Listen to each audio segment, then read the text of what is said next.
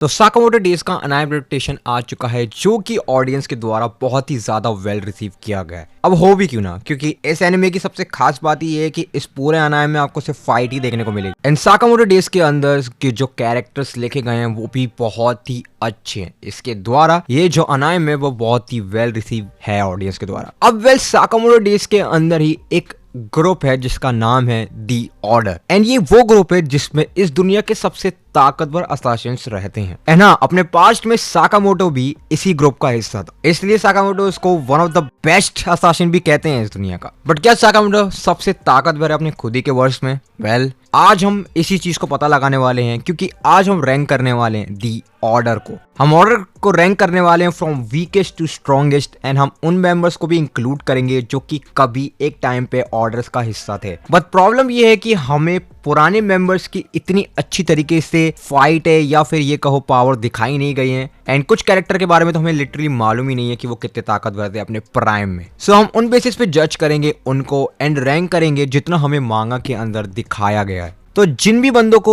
इस वीडियो को स्किप करना है वो कर सकता है, क्योंकि इस वीडियो के अंदर आपको स्पॉयलर्स देखने को मिलेंगे डेफिनेटली। जिनको पता लगाना है कि ऑर्डर के अंदर सबसे ताकतवर बंदा कौन है वो इस वीडियो को कंटिन्यू कर सकते हैं। And without wasting any time हम रैंक करते हैं दी ऑर्डर को। एंड हाँ, रैंक को कवर करने से पहले मैं ये बता दूं कि ये मेरी रैंकिंग है, तो हो सकता है हर किसी की रैंकिंग अलग हो। तो जिसको भी इस रैंकिंग से प्रॉब्लम हो कमेंट कर सकता है। सो नंबर 16 वी हैव कामियाते। अब इस बंदे का जो इंट्रोडक्शन होता है वो चैप्टर 162 के अंदर होता है। एंड ये कामियाते भी एक ऑर्डर्स का मेंबर है जिसे जे के हिसाब से कहते हैं कि वो इस दुनिया का सबसे अच्छा स्नाइपर है। एंड जे की हिस्ट्री के अंदर इससे अच्छा स्नाइपर कभी पैदा ही नहीं हुआ। कामियाते की सबसे अच्छी बात यह है कि वो अपने एनवायरनमेंट के हिसाब से बहुत ही अच्छी तरीके से उसको यूज करता है। कामियाते बहुत ही लॉन्ग रेंज फाइटर है जो कि बहुत दूरी से निशाना लगाता है एंड अपने टारगेट को गिरा देता है। दैट्स वाई वो ऑर्डर का बहुत ही डेडली स्नाइपर है।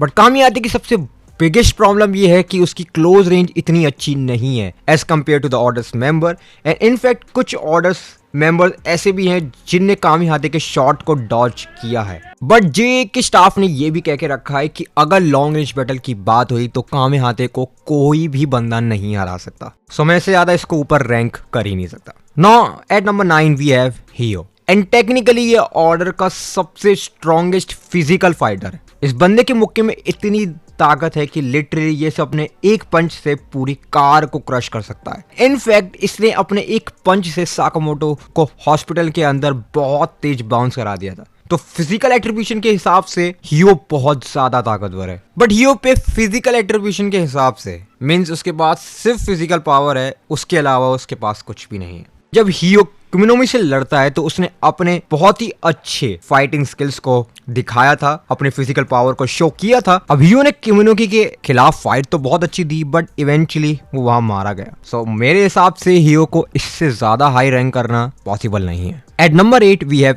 योत्सुमुरा। अब योत्सुमुरा एक ऐसा ऑर्डर मेंबर है जिसके प्राइम के बारे में हमें ज्यादा दिखाया नहीं गया है। बट योत्सुमुरा इतना ताकतवर बंदा है कि जे ने डिसाइड किया कि उसको मारना बहुत ही ज्यादा बेवकूफी काम होगा, तो उन्होंने उसकी किसी से शादी करवा दी। एंड उसके बच्चे को वो जे के अंदर एंटर लेना चाहते थे, क्योंकि हाँ उनको पता था कि योत्सुमुरा के अंदर कितनी पोटेंशियल है। अब योत्सुमुरा की जो फाइट होती है वो शिशिबा से होती है। एंड शिशिबा वैसे प्रैक्टिकली मिड डिफ कर देता है उसको। एंड हमें उसके बारे में ये पता नहीं लग पाता है कि वो अपने प्राइम में कितना ताकतवर रहा होगा। बट हाँ, जे ने एक बार ये कहा था कि योत्सुमुरा को उसके प्राइम में 3 ऑर्डर मेंबर लग जाते हराने के लिए। तो इसके हिसाब से हमें पता लगा सकते हैं कि हाँ वाकई में योत्सुमुरा कितना ज्यादा ताकतवर होगा। At number 7 is Osaragi. अब ओसरागी टेक्निकली इस पूरे साकामोटो डेज के अंदर बहुत ही पॉपुलर कैरेक्टर है। अब जो लोग भी इंस्टाग्राम या फिर यूट्यूब शॉर्ट चलाते होंगे उसने ओसरागी की एडिट डेफिनेटली देखी हो। ओसरागी बहुत ही अच्छी फाइटर है, इसमें कोई शक नहीं है। बट प्रॉब्लम क्या है कि मैं ओसरागी को इससे ज्यादा हाई रैंक कर ही नहीं सकता।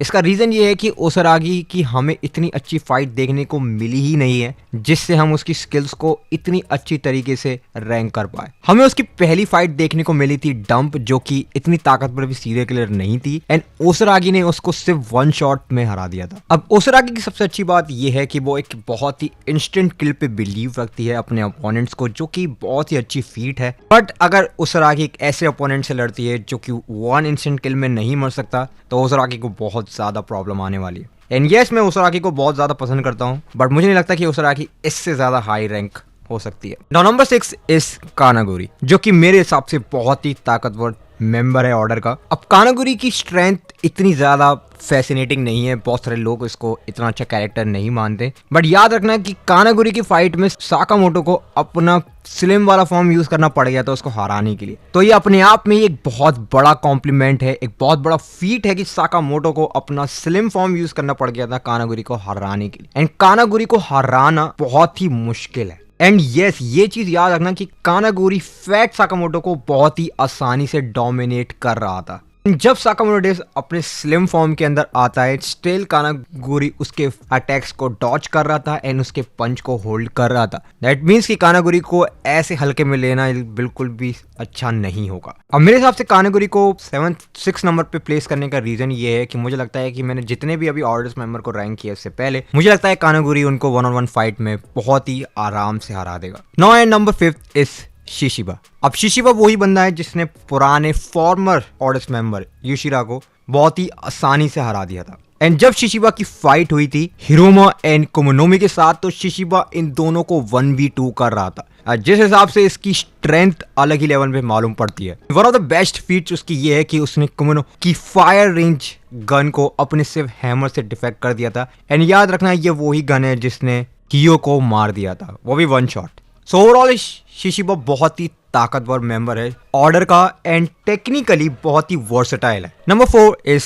किंडाका, जो कि ऑर्डर का फॉर्मर मेंबर था एंड ये बंदा है साकामोटो डेज का सबसे फास्टेस्ट कैरेक्टर। इसको तुम साकामोटो डेज का फ्लैश भी कह सकते हो। किंडाका टेक्निकली देखा जाए तो बहुत ही ओल्ड मेंबर है एंड हमने इसका प्राइम भी नहीं देखा है, बट जब हम इसका फ्लैशबैक आर्क के अंदर देखते हैं, ये बंदा एक अलग ही लेवल की चीज है। जब नागुमो पहली बार किंडाका की स्पीड देखता है तो वो बिलीव ही नहीं करता है कि कोई ह्यूमन इतनी फास्ट मूव कर सकता है। जब किंडाका साकामोटो एंड नागुमो को टेस्ट कर रहा होता है तो लिटरली वो साकामोटो को ऐसे उठा के फेंक देता है कि जैसे उसके लिए वो कुछ भी ना हो। एंड उस टाइम पे भी किंडाका इन दोनों से बहुत ही ज्यादा होल्ड बैक कर रहा होता है एंड जब हम उसकी सबसे फास्टेस्ट स्पीड देखते हैं तो एक अलग ही लेवल की चीज बन जाती है। बट इसके बाद किंडाका अपनी बैक को इंजर्ड कर लेता है एंड उसके बाद हम किंडाका के बारे में ज्यादा सुनते ही नहीं है, इसीलिए हम उसका प्राइम वर्जन देख ही नहीं पाते कि वो कितना ताकतवर रहा होगा। But still he is the fastest assassin in the JJJ history. Now entering to the top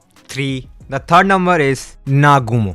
अब नागुमो एक बहुत ही वर्सेटाइल फाइटर है जो कि अपने अपोनेंट के हिसाब से अपने आप को बहुत ही जल्दी ढाल लेता है। एंड जो उसका वेपन है वो ही अपने आप में एक बहुत बड़ी चीज है, क्योंकि उसका वेपन 7 वेपन को कैरी करता है। उसकी सबसे बड़ी फीट यही है कि जब उसने गाकू को 1-on-1 हराया था। एंड ये चीज याद रखना कि गाकू बहुत ही ज्यादा ताकतवर है। अब नागुमो इतना ज्यादा ताकतवर असासिन है इस पूरी दुनिया का कि लिटरली जो एक्स है वो उसको इस दुनिया का सबसे ताकतवर असासिन मानता है। एंड वो ये भी बिलीव करता है कि पूरे दुनिया के अंदर नागुमो टॉप 2 के अंदर आता है। Now the second strongest member of the order is none other than Sakamoto. अब हम साकामोटो के प्राइम के बारे में इतना नहीं जानते कि वो प्राइम में कितना ताकतवर रहा है, बट हाँ याद रखना कि जेजे ने उसको इस दुनिया का सबसे बेस्ट असासिन कह के रखा था। तो इस चीज से ये मान सकते हैं कि वाकई में साकामोटो एक अलग लेवल की चीज है, बट जेजे ने कहा था कि सबसे अच्छा, ना कि सबसे ताकतवर। तो एक डिफरेंस है यहाँ पे। अब साकामोटो की सबसे अच्छी बात यह है कि वो अपने एनवायरनमेंट का बहुत ही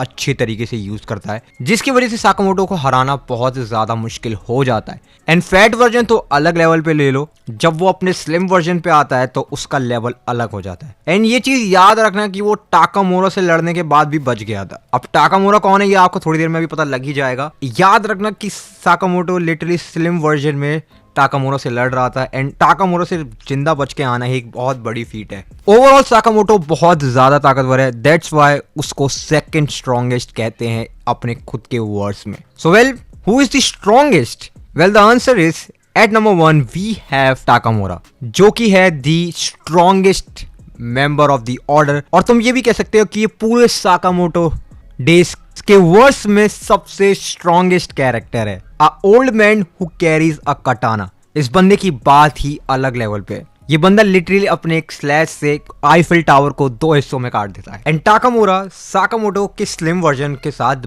बच्चों की तरह खेल रहा होता है। दैट मीन्स कि साकामोटो का प्राइम वर्जन भी हम नहीं कह सकते कि टाकामुरा को हरा सकते हैं। Yes, Takamura is the strongest character in the Sakamoto days and even the strongest member in the order. अब इस लिस्ट को तैयार करना अपने आप में एक बहुत बड़ी डिफिकल्टी थी क्योंकि लोगों के ओपिनियंस अलग होते हैं। कुछ लोग टाकामुरा को इतना ताकतवर नहीं मानते होंगे या फिर कुछ लोग नागुमो को साकामोटो से ज़्यादा ताकतवर मानते होंगे। वैसे सबका पर्सपेक्टिव है, तो अगर इस लिस्ट से किसी को भी दिक्कत है वो कमेंट डाउन कर सकता है। एंड अगर आपको ये वीडियो पसंद आती है so make sure to like and subscribe for more Sakamoto days. And अगर इस वीडियो का रिस्पॉन्स अच्छा हुआ आया तो मैं आपको टाकामुरा वर्सेस साकामोटो की पूरी फाइट कवर करूंगा जिसमें आपको लिटरली मजा आ जाए। मतलब मेरे हिसाब से one of the best fight है। So thank you so much for watching it and I see you on the next.